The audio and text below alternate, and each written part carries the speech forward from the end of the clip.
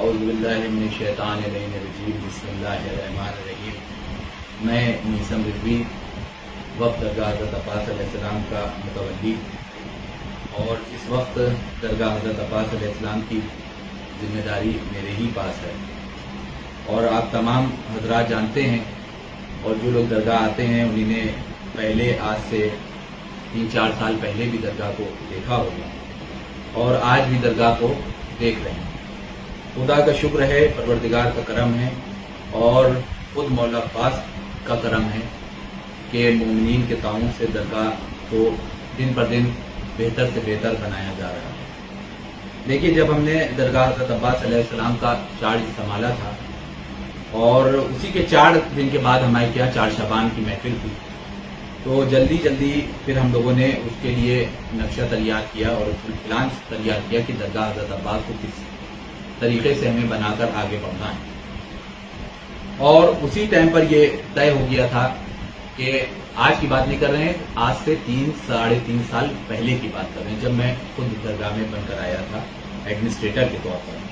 تو پھر ہم لوگوں نے یہ طے کر لیا تھا کہ بالکل جیسے کربلا کا وہاں کا نقشہ بنا ہوا ہے امام حسین کے روضے سے اور جناب عباس علیہ السلام کے روضے تک، اسی طریقے سے ہمیں درگاہ کو بھی لے کر چلنا ہے۔ یہی پلان ہم لوگوں کا طے ہو گیا تھا اور اس میں ہم نے 4 شعبان کی محفل میں اس بات کو کہہ بھی دیا تھا پورے طریقے سے، اور اس میں نقشہ بھی ہم لوگوں نے دکھا دیا تھا درگاہ کے گراؤنڈ کا۔ جب تک امام حسین کا نقشہ اتنی جلدی نہیں بن پایا تھا روضے کا، تو پھر ہم لوگوں نے اس کے دوسرے سال اور تیسرے سال اس میں پلان کرنا شروع کر دیا، اور امام حسین کا روضے کا نقشہ بہت خوبصورت نقشہ آپ لوگوں نے فیس بک وغیرہ پر بھی دیکھا ہوگا، بنایا گیا۔ اور پھر ہم نے اپنے یہاں درگاہ حضرت عباس علیہ السلام میں انجمنوں کی میٹنگ بلائی۔ انجمنوں کی میٹنگ کے ساتھ اس میں خود قائد ملت جعفریہ حجت الاسلام علی جناب مولانا کمبی جواد صاحب قبلہ جو ہماری کمیٹی کے صدر ہیں، اور چیئرمین صاحب بھی وہاں پر شیعہ سینٹرل وقف بورڈ کے جناب علی زیدی صاحب بھی موجود تھے، اور خود وہاں کے ممبر جو رضا حسین صاحب بھی موجود تھے، شیعہ وقف بورڈ کے جو ممبر ہیں مولانا رضا حسین صاحب وہ بھی موجود تھے، اور ہماری کمیٹی کے تمام لوگ موجود تھے، اور جو معزز شخصیتیں ہمارے پورے لکھنؤ کی ہیں وہ بھی تھیں۔ انجمن ہائے ماتمی کے زیادہ تر افراد وہاں پر موجود تھے۔ تو اس میں ہم نے اعلان کیا تھا کہ دیکھیے اب وقت آ گیا ہے کہ امام حسین کے روضے کی تعمیر کی جائے، جو کہ وعدہ ہم لوگوں نے پہلے کیا تھا۔ تو اس پر پوری طریقے سے تمام انجمنوں نے، مومنین نے اور کمیٹی کے لوگ نے اور سب نے مل کر تائید کری کہ ہاں امام حسین کا روضہ بننا چاہیے۔ اب کچھ چیما گوئیاں جیسے کہ ہمیشہ سے رہی ہیں، اور ہمیشہ سے ہم نے مخالفت درگاہ کے لیے، لوکل مخالفت جو ہوتی ہے وہ بہت زیادہ جھیلی، لیکن ہم نے اس کی پرواہ نہ کرتے ہوئے درگاہ حضرت عباس کی تعمیر ویسے ہی کرتے چلے آئے، چاہے ہم نے جتنی بھی دقتوں کا سامنا کرنا پڑا ہم نے کیا، لیکن ہم نے جو وعدہ کیا تھا وہ وعدہ لگ بھگ پورا ہوا، اور اس وعدے سے 50% زیادہ کام ہم نے درگاہ حضرت عباس میں کیا۔ ہم نے جو نقشے میں دکھایا تھا وہ باہر کا گراؤنڈ دکھایا تھا اور وہاں پر ہریالی دکھائی تھی، یہ سب دکھایا تھا، لیکن اس کے بعد بھی ہم نے درگاہ حضرت عباس میں جناب سکینہ سلام اللہ علیہ کا روضہ تعمیر کرایا، بہت ہی خوبصورت روضہ تعمیر ہوا۔ اس کے بعد ہم نے جناب علی اصغر علیہ السلام کا روضے کی تعمیر کری۔ اس کے بعد ضرورت محسوس ہو رہی تھی کہ باہر سے جو زائرین آتے ہیں ان کے لیے بڑھیا اور خوبصورت گیسٹ ہاؤس نہیں ہے، ہم نے اس کی بھی تعمیر کرائی، زنانی درگاہ کے گیٹ کی تعمیر کرائی۔ آج جا کے زنانی درگاہ کی آپ حالت دیکھ لیجئے، آپ کہہ ہی نہیں سکتے کہ جب 3-4 سال پہلے جو ہم آتے تھے آج وہ کنڈیشن ہے۔ بہت ہی خوبصورت وہاں پر بنا دیا گیا ساری چیزیں۔ اسی کرم میں ہم آگے بڑھتے ہوئے ہم نے دکانیں خوبصورت بنائی، اس کو گراؤنڈ کو خوبصورت بنایا، اسی طریقے سے وہاں پر پول لگائے گئے جیسے کربلا میں لگائے ہیں۔ تو ساری چیزیں میں اسی طریقے سے لیتے ہوئے چلا۔ اس کے ساتھ ہم نے چیریٹیبل کام بھی مسلسل درگاہ میں کرتے رہے۔ ہم نے کلینک بنایا، اور کلینک میں ہمارے یہاں بہت ہی زیادہ بیمار لوگ جو بھی ہیں محلے کے، وہ اس میں کوئی مذہب اور ملت کی قید نہیں ہے، سب اس میں آ سکتے ہیں اور آتے ہیں۔ کم سے کم 100-125 لوگ ہمارے یہاں کلینک سے دوا بھی لیتے ہیں اور صحتیاب ہوتے ہیں۔ بڑے ڈاکٹر بھی ہمارے یہاں وہاں پر موجود ہیں۔ لیکن اب ایک مسئلہ جو سامنے آ رہا ہے وہ یہ ہو رہا ہے کہ امام حسین کے روضے کو روک کر وہاں پر اسپتال یا اسکول بنا دیا جائے۔ تو میرا کہنا یہ دیکھیے ہمارے کیا پلان میں اگر آپ ہماری تقریر اٹھا کر دیکھیں گے 3 سال پہلے کی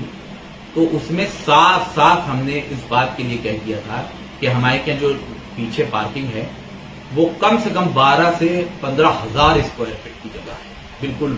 اس سے درگاہ سے جڑی ہوئی، لیکن اس میں چھوٹا سا ایک مقدمہ ہے جو کرمنل میں چل رہا ہے۔ ہم اس کے بالکل قریب ہیں کہ اس مقدمے کو ختم کرا لیں، اور ہم جو پارٹی ہے جو مقدمہ کری اس سے بھی بات چیت رابطے میں ہے کہ ان سے بات چیت ہو جائے اور وہاں پر ایک اسپتال بنایا جائے، نیچے گراؤنڈ فلور پر پارکنگ ہو جائے، جو لوگ مومنین آتے ہیں جو زائرین آتے ہیں وہ پارکنگ میں وہاں پر کھڑی کریں، اور ایک زنانی درگاہ سے ہم راستہ دے دیں گے مردانی درگاہ کو، تو وہاں سے لوگ ڈائریکٹ درگاہ کے اندر انٹری کریں گے۔ فرسٹ فلور جو ہوگا وہاں پر اسکول بنا دیا جائے گا، بھائی 10-12 ہزار 15,000 اسکوائر فٹ بہت ہوتی ہے جگہ، تو اس پر انٹر کالج بنا دیا جائے اور پھر اسی کے اوپر اسپتال بنا دیا جائے۔ آج کل اتنی ٹیکنیکیں ہیں کہ بڑھیا لفٹ لگ سکتی ہے، بڑھیا ساری چیزیں سویدھائیں ہو سکتی ہیں، تو ہم لوگوں کا پلان یہ ہے کہ پہلے پارکنگ ہو، اس کے اوپر اسکول ہو جائے اور اس کے اوپر اسپتال بنا دیا جائے۔ دوسری چیز یہ کہنا تھی، بھائی دیکھیے درگاہ سے توقع بہت لوگوں کو ہے، کیوں؟ کیونکہ درگاہ میں کام ہو رہے ہیں، تو لوگوں کا یہ سوچ نہیں ہوتا ہے کہ بھائی جہاں کام ہو رہا ہے وہیں سے لوگ توقع بھی رکھتے ہیں اور وہیں پر لوگ کہتے بھی ہیں۔ تو میرا کہنا یہ ہے کہ بھائی بہت بڑے بڑے ادارے لکھنؤ میں موجود ہیں اور بہت بڑے بڑے ماشاءاللہ سے وقف بھی موجود ہیں، ہو رہے ہوں گے کام، ہم یہ نہیں کہہ رہے ہیں کہ کسی وقف میں کام نہیں ہو رہا ہے، کہ اداروں میں کام نہیں ہو رہا ہے۔ تو جیسے ہم درگاہ حضرت عباس میں کام کرتے چلے جا رہے ہیں، اسی طریقے سے کوئی بڑے وقت سے اسکول بن جائے، کالج بن جائے، اسی طریقے سے کوئی بڑے وقت سے اسپتال بن جائے، تو یہ دقتیں بھی ختم ہو جائے گی۔ درگاہ میں تو ہم بنائیں گے ہی، لیکن امام حسین کے روضے کو روک کر بنائیں یہ بالکل نہیں ہو سکتا۔ ہم کیونکہ امام حسین کا روضہ ہمارے لیے بہت ہی ضروری ہے، اور مومنین کی اور انجمنوں کی سب کی چاہت یہ رہی کہ بالکل ویسی ہی شبیہ آئے جیسے اصل کربلا میں ہے، تو ہماری وہ کوشش کامیاب ہوتی چلی جا رہی ہے، ہم اس کی طرف بڑھتے چلے جا رہے ہیں، تو انشاءاللہ امام حسین کا روضہ تعمیر ہوگا۔ اب بات رہ گئی کہ جیسے اسکول کے بچوں کو کس طریقے سے بچے جو ہے کہتے ہیں ایڈمیشن ہوں، اسکول میں ایجوکیشن حاصل کریں، اور اسپتالوں میں ضرورت ہوتی ہے، ہم لوگ بھی دیکھتے ہیں کہ ضرورت ہوتی ہے، ایک غریب آدمی اگر اسپتال چلا جاتا ہے تو لاکھوں لاکھ روپیہ خرچ ہوتا ہے، یہ ساری چیزیں ہم لوگوں کے سامنے سے گزرتی ہیں۔ تو ہم لوگوں نے یہ کیا ہے، پلان کیا ہے کہ گورنمنٹ کی بہت سی اسکیمیں ہیں جو ہمارے تک پہنچ ہی نہیں پاتی ہیں کیونکہ ہماری جانکاری میں نہیں ہوتی ہیں، گورنمنٹ وہ اسکیموں کو لاتی ہے۔ جیسے بچوں کی پڑھائی کے لیے اسکیم ہوتی ہے کہ آپ کے یہاں بچہ پیدا ہوا اور 3 سال 4 سال کے بعد بڑا ہو گیا، اس میں آپ گورنمنٹ کی اسکیم ہوتی ہے کہ آپ بچے کو لے جائیے اور وہاں پر کوئی بھی آس پاس سائبر کیفے ہے جو نیٹ استعمال کرتے ہیں سائبر کیفے والے، ان سے آن لائن فارم بھروا دیجئے۔ آس پاس کے 3-4 اسکول وہ دیتے ہیں کہ ان اسکولوں میں آپشن کے طور پر رہے گا کہ جہاں بھی آپ چاہنا ہے ان اسکولوں کا نام ڈال دیجئے، اس ایک نہ ایک اسکول میں آپ کے بچے کا نام آ ہی جانا ہے اور وہ انٹر تک پڑھتا چلا جائے گا۔ ایجوکیشن کے لیے سب سے اچھی اسکیم یہ نہیں ہے کہ گورنمنٹ ہی اسکول ہو، وہ پرائیویٹ اسکول بھی ہو سکتے ہیں کہ اگر آپ چاہیں پرائیویٹ اسکول کا نام ڈالنا ہے پرائیویٹ اسکول کا نام دے دیے، گورنمنٹ اس کا خرچ اٹھائے گی۔ ہمارے یہاں اسپتالوں کے لیے یہ ہے کہ آیوشمان جو کارڈ بنایا جاتا ہے جس میں 5 لاکھ تک کا خرچ جو ہوتا ہے وہ گورنمنٹ اٹھاتی ہے، اس میں پوری ایک سیریز ہوتی ہے ہاسپٹلس کی، بڑے بڑے ہاسپٹلس ہیں اس میں، سرکاری ہاسپٹل بھی ہیں، وہ آیوشمان کارڈ بنتے ہیں۔ تو وہ اب مجبوری ہوتی ہے کہ ہماری کمیونٹی کو یہ چیزیں معلوم ہی نہیں کیونکہ ان کے تک یہ خبر گئی نہیں۔ ہم لوگوں نے اب یہ پلان کیا ہے فی الحال کے طور پر کہ ہمارے کے جو درگاہ حضرت عباس میں چیریٹیبل کلینک چل رہا ہے اس کا وقت ہے شام 7 بجے سے رات کے 9 بجے، تو اس سے پہلے ہمارا پورا وہ بہت ہی خوبصورت اور وہ بنا ہوا ہے کلینک، اس سے پہلے وہ کلینک خالی ہے۔ تو ہماری کوشش یہ ہے کہ صبح 10 بجے سے 5 بجے تک انشاءاللہ وہاں پر ایک کوئی بیٹھ جائے کام کرنے والے، اور وہ ان کو جانکاری ہو، کمپیوٹر کی پوری جانکاری ہو، نیٹ کی پوری جانکاری ہو، تو وہ اس میں سے گورنمنٹ کی جو بھی اسکیمیں ہیں وہ نکالیں گے اور ہمارے جو کمیونٹی کے لوگ ہیں ان کے تک وہ اسکیمیں پہنچائی جائیں گی۔ اس کا کوئی پیسہ نہیں لگے گا، وہ درگاہ کی طرف سے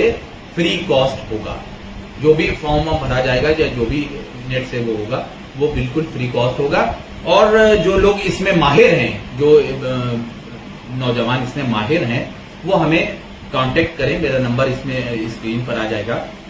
वो हमसे कांटेक्ट कर लें, हम उसमें से चुनकर एक आदमी को अपने क्या रखेंगे दरगाह में, और हमारी कोशिश यही रहेगी कि उसको सैलरी दरगाह से दी जाए और मोमिनीन तक जो गवर्नमेंट की स्कीमें आती हैं, जैसे एजुकेशन से रिलेटिव है, मेडिकल से रिलेटिव है, या नौकरी या सर्विस से रिलेटिव है, वो हमारी कम्युनिटी तक सही तरीके से पहुंच जाए। तो ये कुछ चंद बातें बहुत इंपॉर्टेंट थी जो आप तमाम हजरात के सामने हमको रखना है। और इमाम हुसैन का रोजा भी दरगाह से बनेगा इंशाअल्लाह, अस्पताल भी दरगाह से बनेगा, स्कूल भी दरगाह से बनेगा, चैरिटेबल काम भी दरगाह से होंगे, और यहाँ तक जो भी गवर्नमेंट की स्कीमें आएंगी वो भी कौम तक दरगाह के जरिए पहुंचाई जाएंगी। तो मेरी यही आपसे गुजारिश है, उलमा से गुजारिश है कि इमाम हुसैन के रोजे की तामीर के लिए वो आगे बढ़ें और उसमें हमारा साथ दें, हमारा हाथ बटाएं। इंशाअल्लाह जल्द से जल्द रोजा तामीर हो जाए, अस्पताल तामीर हो जाए, स्कूल तामीर हो जाए, दरगाह से जिसको जो तवक्को है इंशाअल्लाह वो पूरी की जाएगी जब तक हम दरगाह में मौजूद हैं।